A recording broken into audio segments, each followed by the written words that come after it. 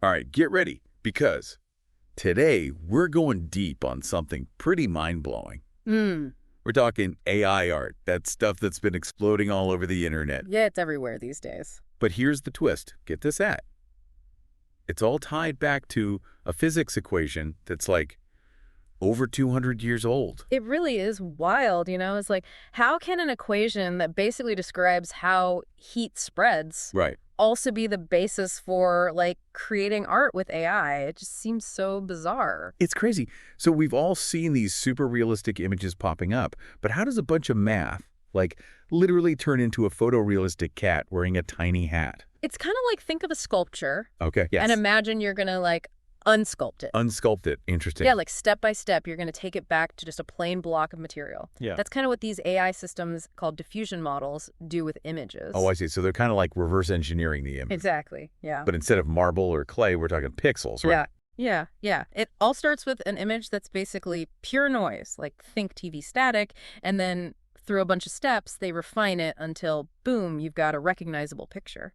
So the crazy part is, this process, this whole unsculpting thing, it's guided by this equation from physics called the Langevin equation. Mm. And that's all about, like, how particles move in a fluid, like friction and random bumps and all that. It's crazy to think about, we're talking about stuff that seems completely unrelated to art. Totally. So how does, like, particle physics connect to pixels and art? The key is that the equation isn't actually controlling the image directly. Okay. It's dealing with probabilities. So instead of saying this pixel is exactly this color, it's more like, what's the chance of this pixel being this color? Oh, I see. So it's all about the ODDS of things being in certain places. Exactly. And that probability stuff, it changes over time, just like, particles moving around. That's a big leap from how we normally think about art. It is.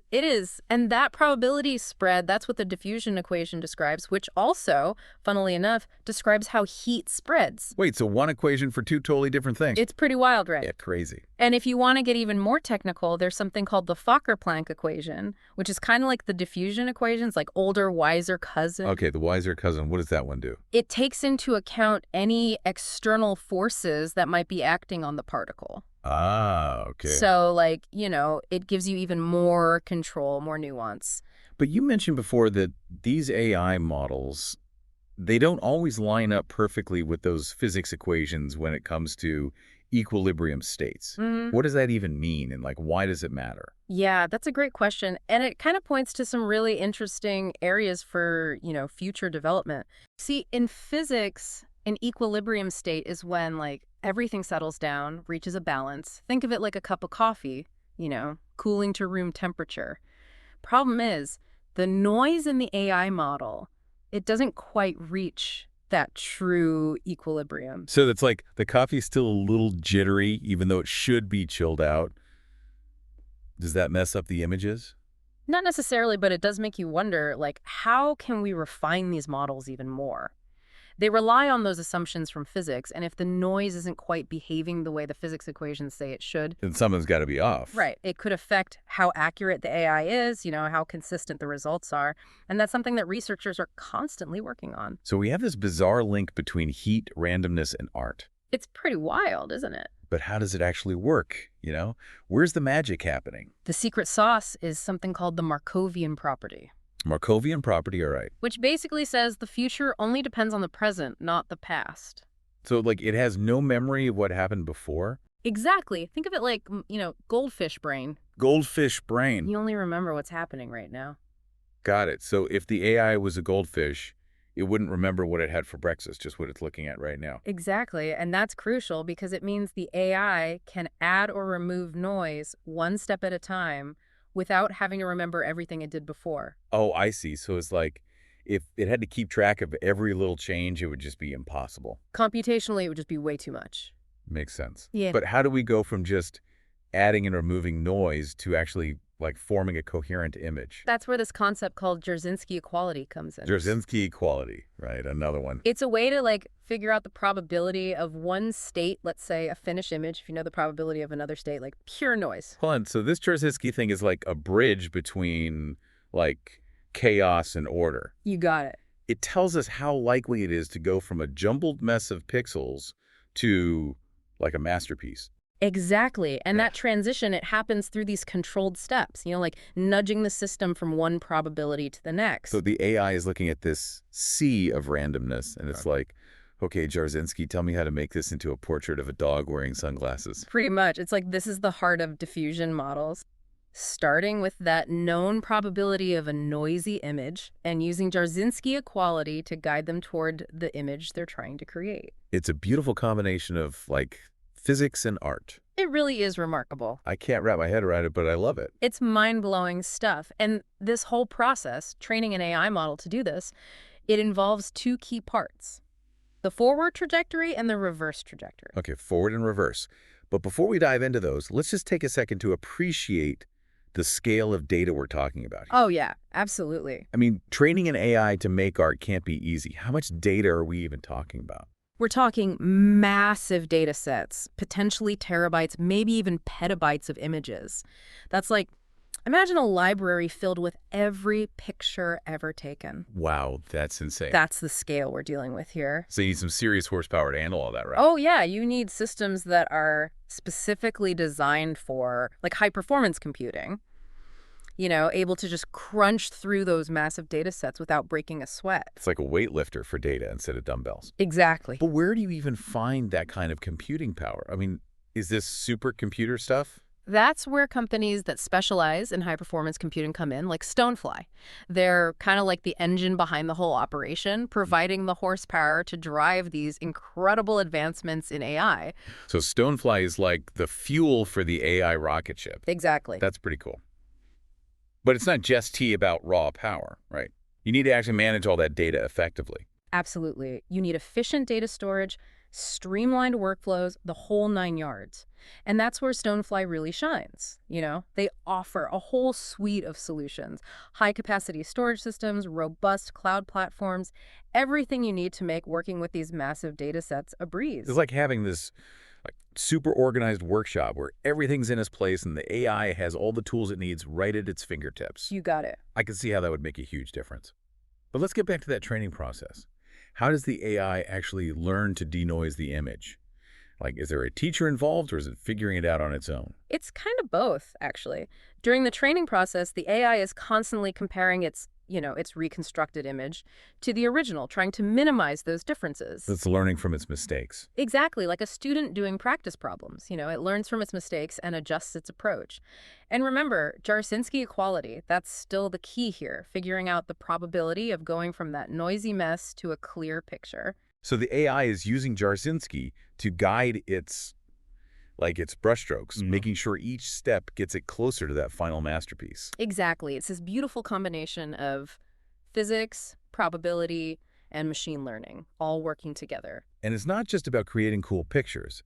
This whole approach, it could revolutionize all sorts of things, right? Like you mentioned before, drug discovery, material science. It has the potential to change everything. Whoa, hold on. We're going from digital art to designing new drugs now. Think about it. It all comes back to those core principles we've been talking about, using the laws of physics, using probability to understand and manipulate these complex systems.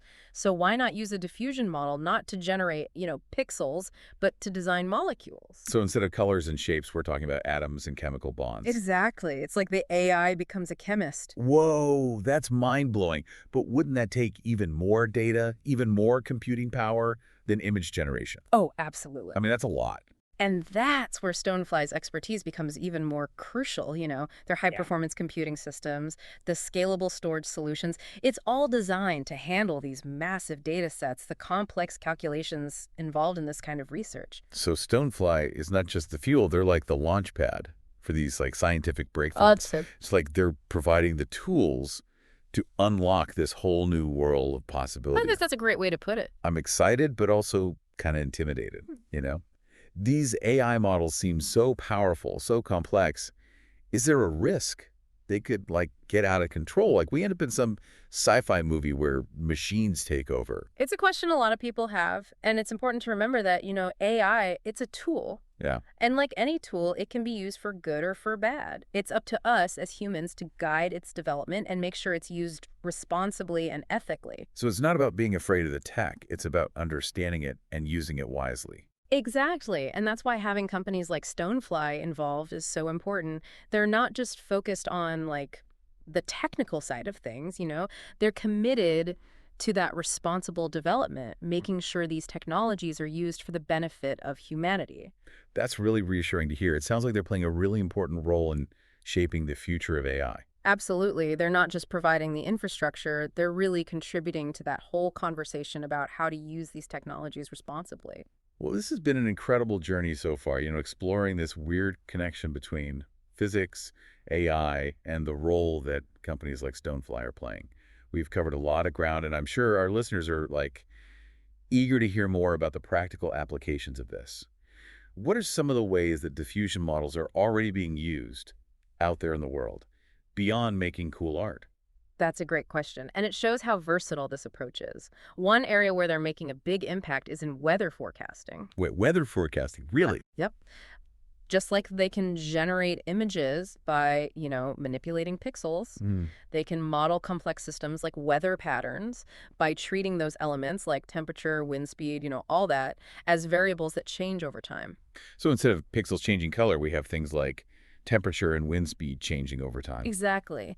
And by applying the principles of diffusion, researchers can model how those variables interact, how they evolve, which can lead to more accurate and detailed weather forecasts. It's like the diffusion equation is this secret code that unlocks all these mysteries of both the physical world and the digital world. It really is quite amazing. It's amazing how this one equation can have such far-reaching applications. But let's not forget about the limitations of these models. We talked about the fact that the noise, it doesn't truly reach equilibrium, unlike in the physics equations. What does that mean? And are there any potential solutions on the horizon? That's a really important point, and it highlights the need for more research, more development. The fact that the noise doesn't reach true equilibrium, it suggests that there's still room for improvement. Maybe even more sophisticated models that capture those nuances of physics even better. So are we talking about new equations, maybe? Potentially, yeah. Maybe incorporating different equations that better reflect how the noise behaves in these models. Like, for example, instead of just the diffusion equation, maybe we could use the Fokker-Planck equation, which takes into account those external forces we talked about earlier. So it's about finding the right mathematical framework. Exactly, something that accurately reflects the dynamics of the noise. But that sounds like a pretty heavy lift, computationally speaking. How do we even handle the demands of these more complex equations? Well, that's where a company like Stonefly can really make a difference. Their expertise in, high-performance computing, data storage, and those cloud solutions, they could be instrumental in enabling researchers to explore these more complex models. So it's like having a superpowered research lab Yeah, exactly. where scientists can experiment with these cutting-edge AI models without having to worry about the technical limitations.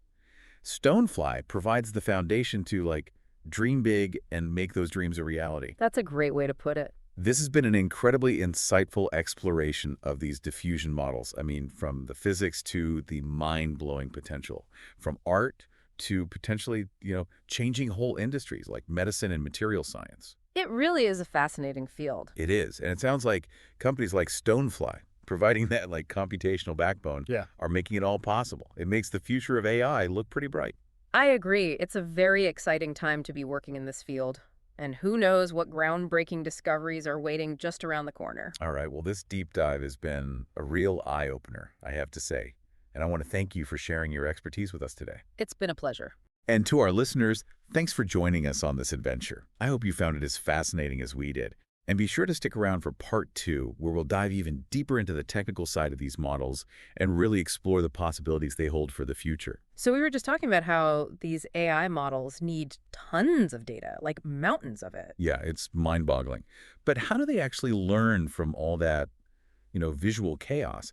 How do they turn a mountain of pixels into something that can, create art? That's where the whole forward trajectory and reverse trajectory thing comes in. It's like teaching the AI to both break down and rebuild an image, but with this constant focus on probability along the way. Okay, walk me through this. What exactly happens in that forward trajectory? Imagine you have a perfectly clear photo, and then you start gradually adding more and more noise to it, Okay, like it's slowly fading into static on an old TV.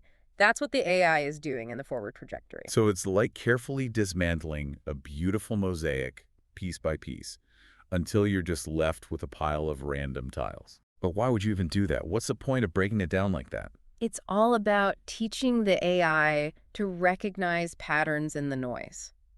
By starting with a known image and slowly corrupting it, we're giving the AI a roadmap to understand how noise and structure relate to each other. Ah, okay. So it's not just random. There's a method to the madness. Right, and remember that Markovian property we talked about. The AI doesn't need to remember every single step. It can just focus on what's right in front of it at that moment. Right, the goldfish brain. Exactly. So that's breaking things down. Now, the reverse trajectory, that's where the real magic happens.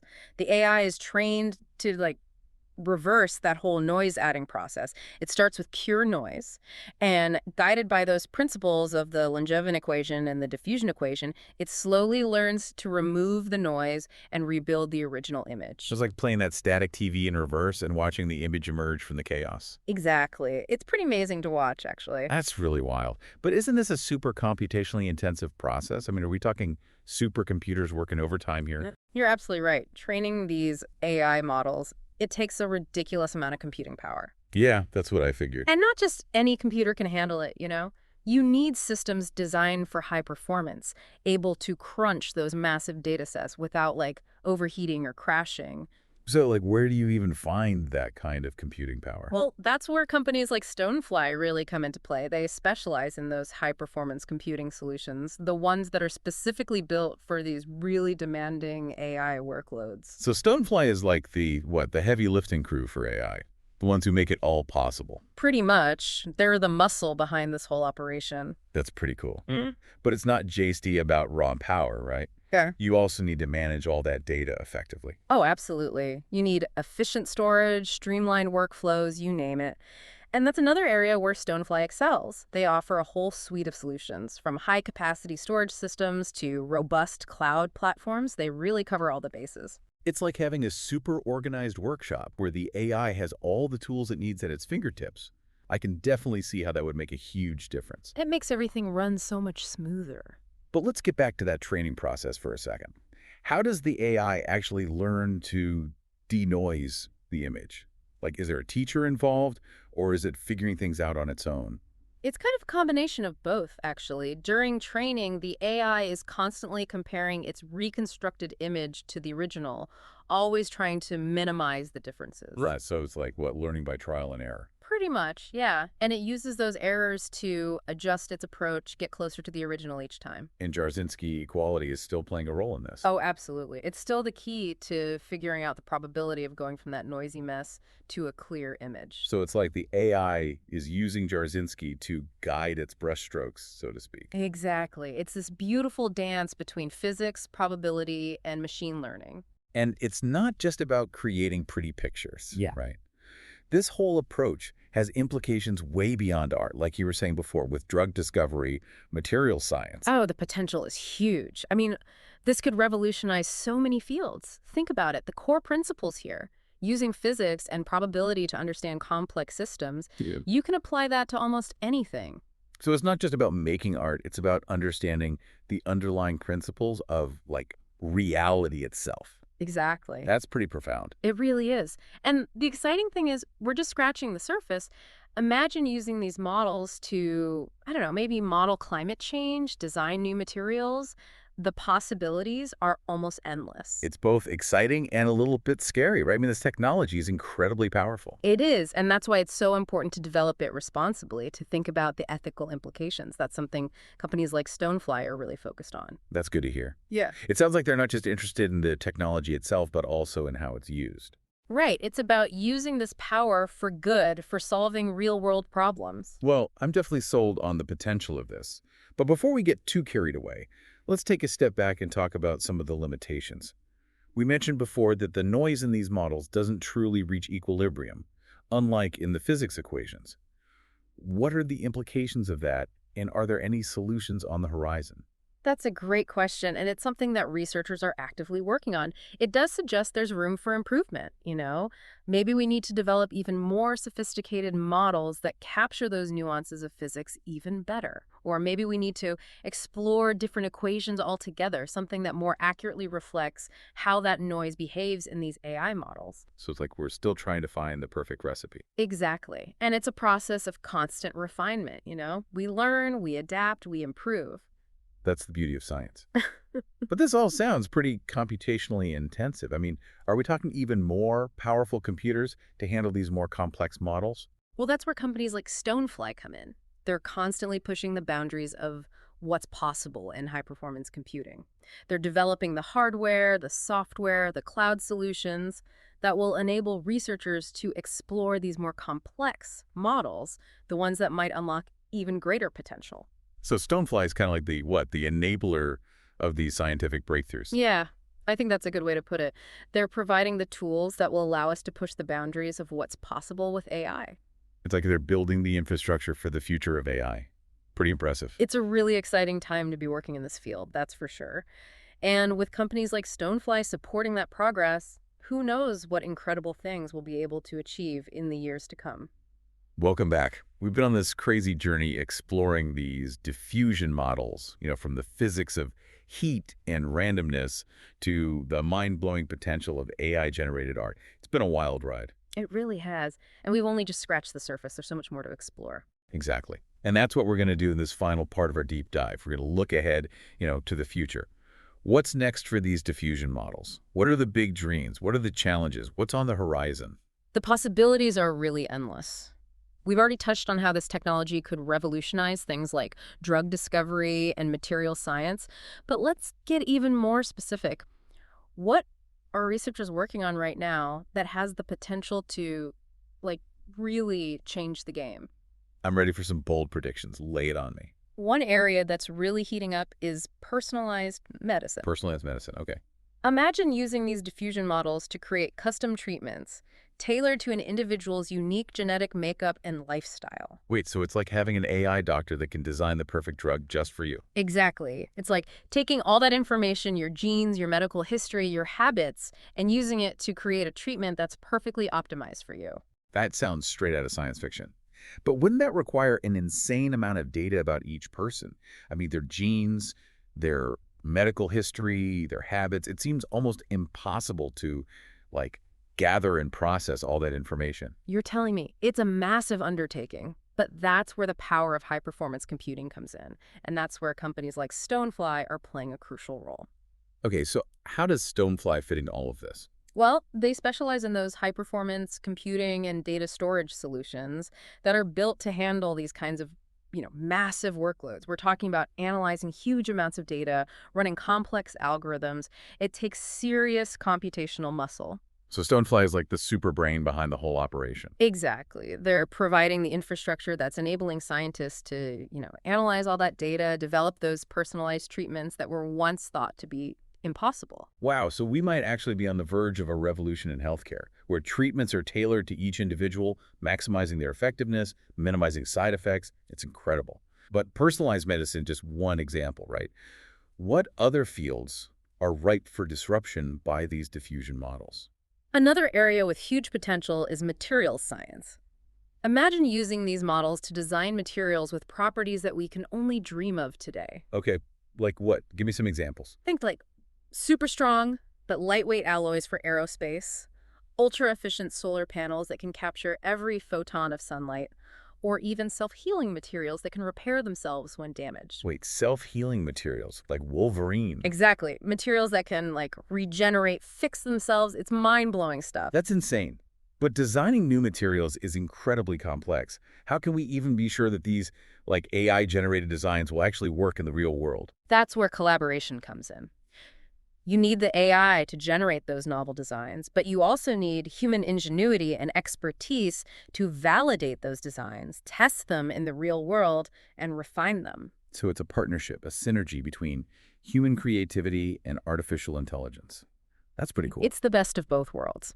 And companies like Stonefly, with their focus on bridging the gap between technology and real-world applications, they're perfectly positioned to facilitate this kind of collaboration. They're bringing the AI and the humans together. Exactly. They're not just providing the tools, they're creating a platform where researchers, engineers, they can all work together to make these amazing things happen. This is all super inspiring, but I gotta admit, I'm also a little intimidated. I mean, this tech is so powerful, it kind of feels like we're playing with fire, you know? With great power comes great responsibility and all that. You're absolutely right. We need to be mindful of the potential downsides, ethical considerations. We can't just blindly charge ahead without thinking about the consequences. So what are some of the potential risks we should be thinking about? Well, one concern is job displacement. As these AI models become more sophisticated, they could automate tasks that are currently done by humans. Yeah, that's a valid concern. I mean, it's already happening in some industries. Right, and it's something we need to be prepared for. We need to be proactive about, upskilling, reskilling the workforce, preparing them for those jobs of the future.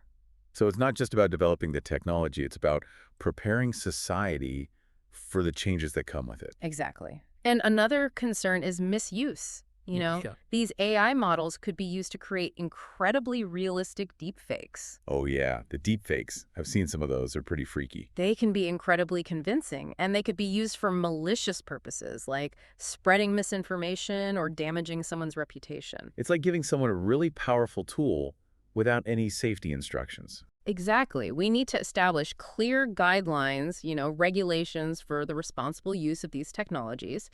And we need to educate people about the potential risks, how to protect themselves. It's about being aware, being informed. Right. And that's where, again, companies like Stonefly are stepping up. They're not just focused on the tech, they're actively engaged in those conversations about responsible AI development. So they're not just building the tools, they're helping to shape how those tools are used. They're taking a holistic approach, thinking about the bigger picture. It's really encouraging to see that kind of responsible leadership in the tech industry. It's essential for the future of AI. Well, this has been an incredible journey. We've gone from AI art to personalized medicine, from revolutionary materials to the ethical considerations that are going to shape the future of this technology. It's been mind-blowing. It really has. It's been a fascinating exploration of the power and potential of these diffusion models. And it all started with that one simple physics equation. It just shows you how interconnected everything is. Exactly. You never know where a simple idea might lead. I want to thank you for sharing your expertise and insights with us today. It's been a real pleasure having you on the show. It's been my pleasure. Always happy to talk about this stuff. And to our listeners, thank you for joining us on this incredible adventure. We hope you learned something new, maybe had your mind blown a few times. And most importantly, we hope this has sparked your curiosity, made you think about the possibilities, both the good and the bad, of this amazing technology. This is The Deep Dive, signing off.